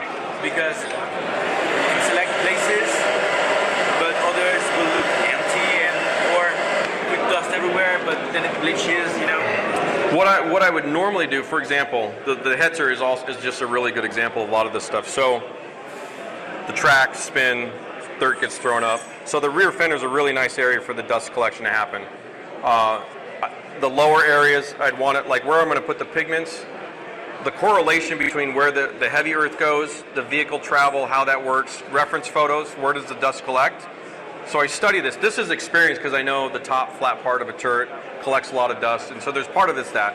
But part of it is because, for example, these little ribs that are on the fender, the strengthening ribs that are in there, wonderful little areas for the dust to collect around. Yeah, so you start to use the details of the model to start to add in those effects. And you work, usually because we're dealing with the realities of the physics of things, dust is lower, it's heavy, it gets thrown up, it settles back down, work in the logical sense, and then the areas that would have it. So, for example, like on this thing, this is a in the anime, this is 50 or 60 meters high, the real thing. So the dust will, it's hardly ever going to get up as far as what we, I want to control the balance of that visually. This is a large machine. So all my dust is down low and but I use the details of like the legs and stuff. I use the mold details of the vehicle to kind of let, naturally collect some of, like this turret is brilliant for that because you have all these like ledges, and so the dust will collect in those crevices and I can pull it out. So what I'm trying to do though is just trying to, without airbrushing a lighter tone, I'm trying to soften that top part up a little bit, give it kind of a dustier, embedded look. Because when it's very flat and you have no details. Yeah, and I'm missing the cupola too. Yeah. To know exactly where to go. Because a lot of it depends on the vehicle. A Sherman has 3 or 4 hatches that they're kind of raised up a little bit, and they have scopes and edges, so the dust will naturally go up to the border. And the reason I'm putting the lighter dust color, so for example, around, let me kind of overdo it a little bit. And you can see the tip of the brush is getting a little messed up, so I need to reset it. Boom, reset it, come back in with the oil paints.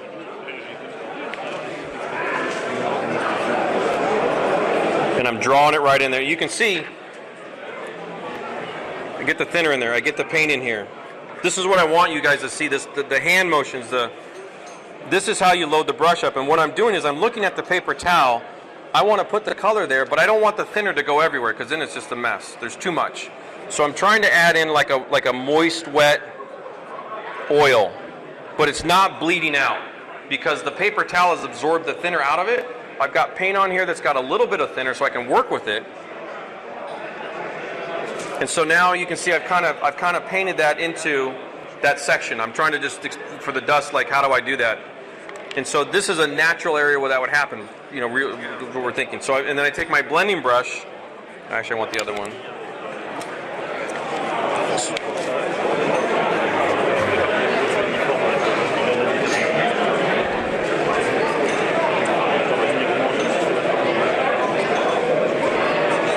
So I'm gently tapping the edges right now. I'm not digging it into it. So what I'm doing is I'm leaving some of the pure color in there, and then I'm softening the outer edge of what I applied.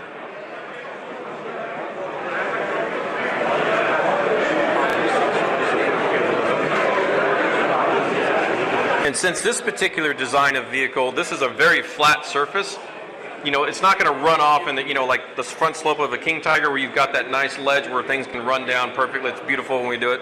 Stuff like this, the stippling is where this tapping motion, and I'm tapping I start at the edge of the color and I tap almost outward a little bit.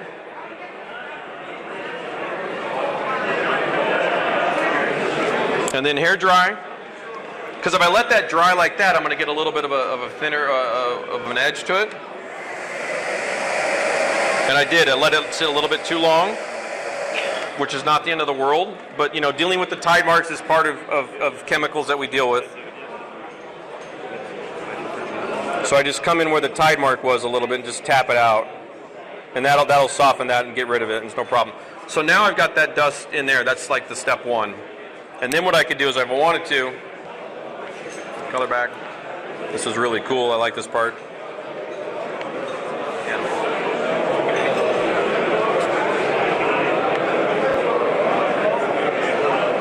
And it's almost a dry brush.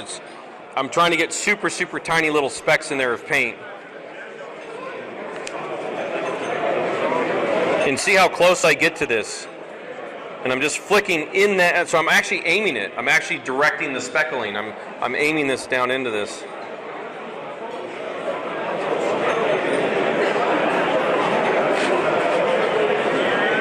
And so what I do with the speckling, and I was doing this in my work almost all the time, and I wasn't really conscious of it. And when I started to step back and talk about it a little bit more, I'm like, oh, I do this like quite a bit because I will speckle over time back and forth, and I'm putting tiny little specks of coloring in there, and it kind of starts to get that natural of how paint in scale, this is 1/35th, the real thing. When it starts to condense down, you get kind of this textural grittiness because this upper area, the crew's going to be constantly walking on it, sitting on it. You know, the weather, the dust, the rain, whatever, morning's dew, all the stuff that happens to the paint, and it's matte, so it starts to embed into the surface. And what I'm trying to do is recreate that without manually doing it myself. I find it just was too hard. And then the speckles, some of these spots are so microscopically small, but they show up in a camera. Believe me, they show up like dust in a camera. I can start to kind of use it as a tool specifically because by getting in close. Here, let's use like a medium color.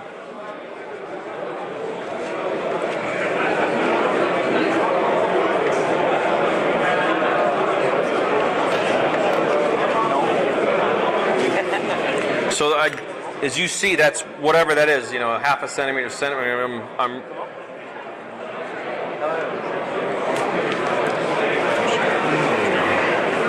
you guys can kind of pass that around and see as I move along. You see what I'm talking about there, where you just kind of, it just pops. You're like, and I didn't do, I feel like I'm cheating. I didn't do anything. I mean, I literally just flicked the brush. But one thing I do want to say though is with the speckling, again, the same concept where I'm controlling the, if I had too much thinner, and when it comes back around, if I had too much thinner, I'll use this. You're going to get like a real juicy, wet stain.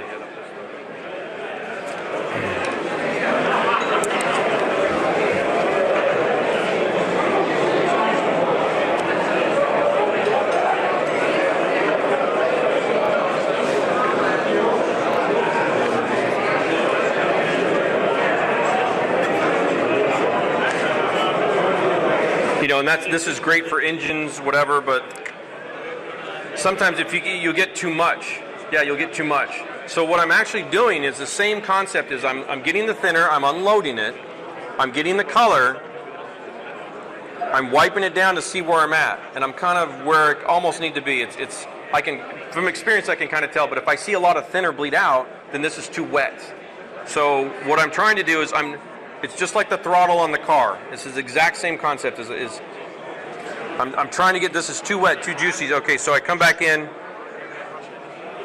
still too juicy, still too wet. Okay, come back in, a little bit more paint. Okay, there it goes. So by using the paper towel, the oils and the thinners, I'm tuning this as I go.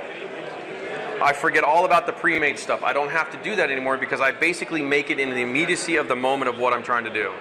And I adjust it that way. So that's what I'm doing. And that's the heart of it, is that ability to maneuver, to adjust on the fly.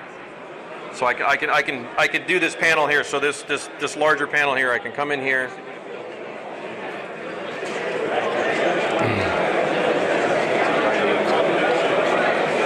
I can draw the panel line for aircraft, really even if I wanted to.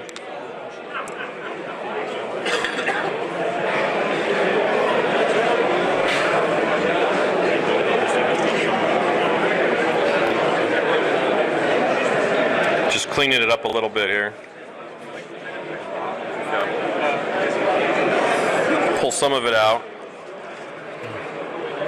It's hard to do stuff backwards. Even though I've gotten better at it, I will say. So I've put the panel in there. I've not done the rest of this. Oh, wrong one.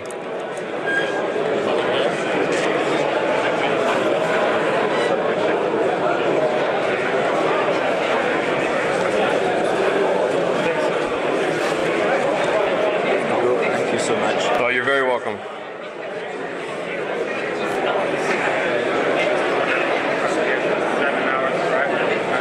You have to go, Bernard? Okay.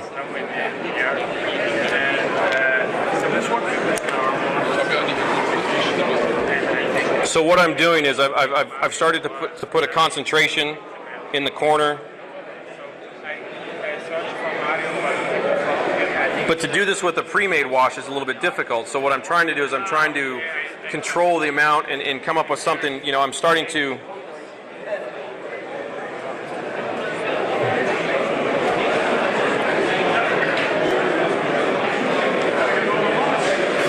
so I can start to adjust this as I go. And when you get into the flow of it, it starts to become really efficient.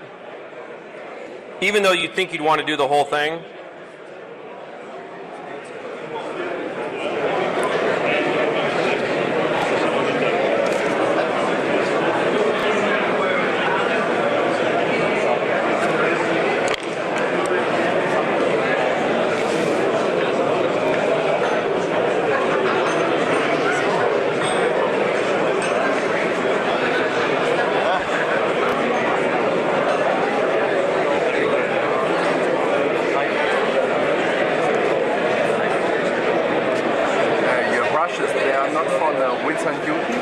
No, I mean you can use them. I just use these because they're available in my area.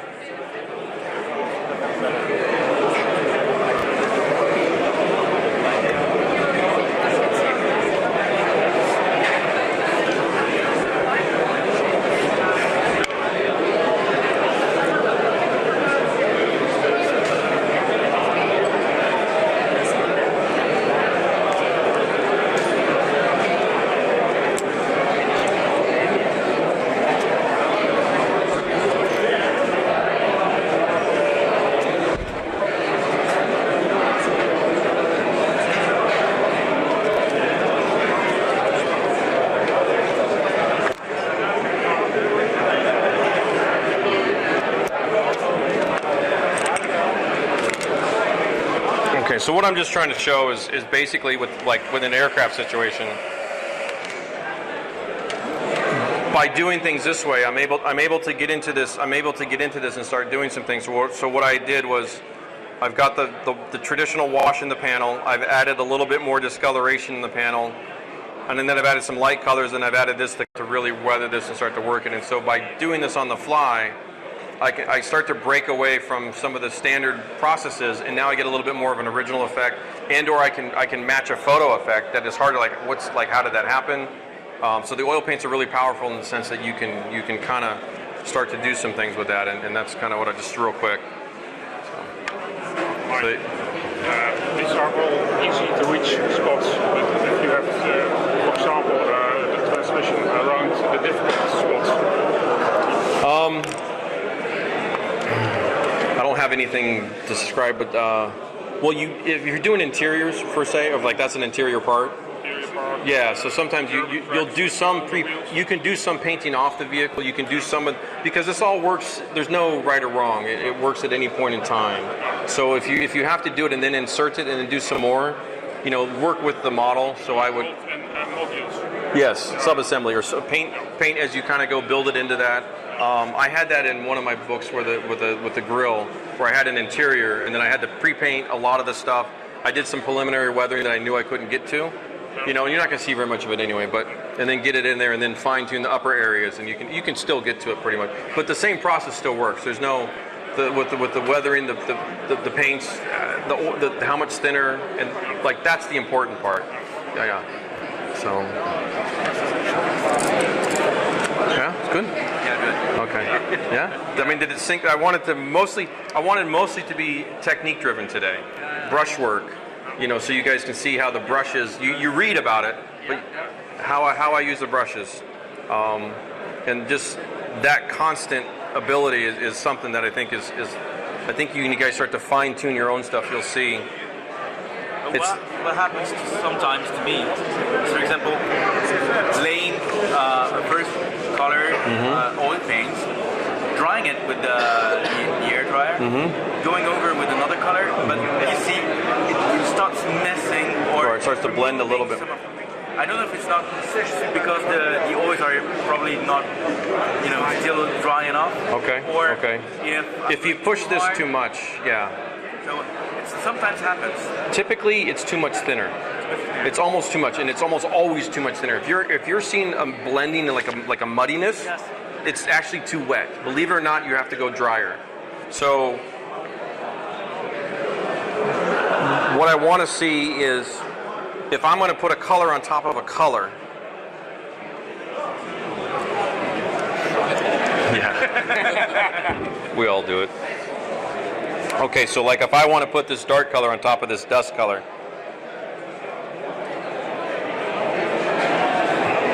It's almost a dry brush, and I'm painting the color in there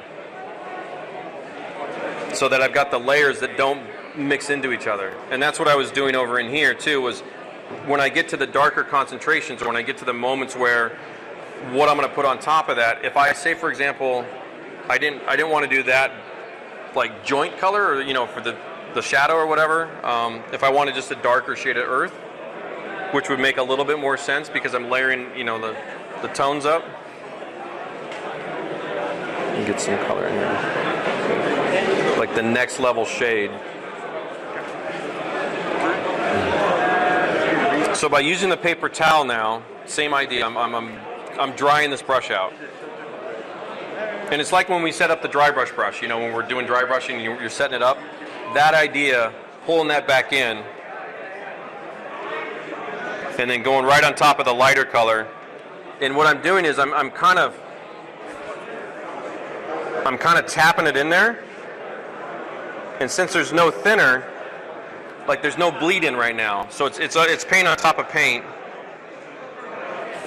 And I don't have much room in there. There's you know, a little bit of space, but you can see there's still a separation a little bit, but I'm controlling it. It's not going out of control. So that's kind of, it's too much thinner. If it's almost always going to be the brush is too wet. I thought it was too much oil or too much paint on the model, but it's thinner. It's too much thinner. And you also see, just by the comment of too much paint, you see how little bit of paint is going on to this model. Really small amounts. So I'm not, you know,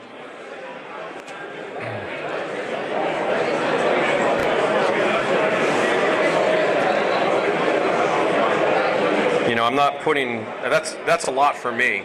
Let me see here, let me try to get some more. Like I'm even starting to get some texture in that. But to clean all that up now is going to be, you know. So if I'd started a little bit smaller, even though this is, it looks like crap. So a lot of it is how much paint you've put down. But you can see as I'm blending this out, it's starting. Now I'm starting to blah. You know, now it starts to get into this conversation of I've got to do this a little bit more than I wanted to.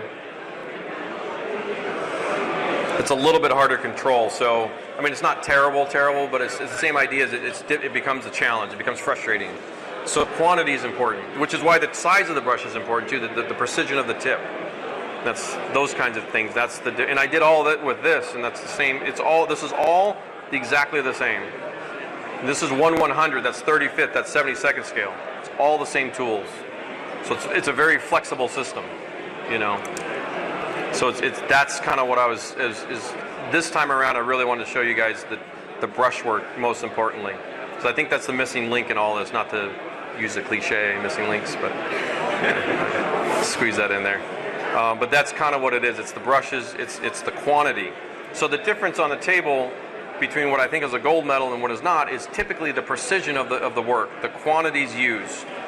And it starts with the airbrushing. There's very little paint you saw me put down today. There wasn't a lot of paint.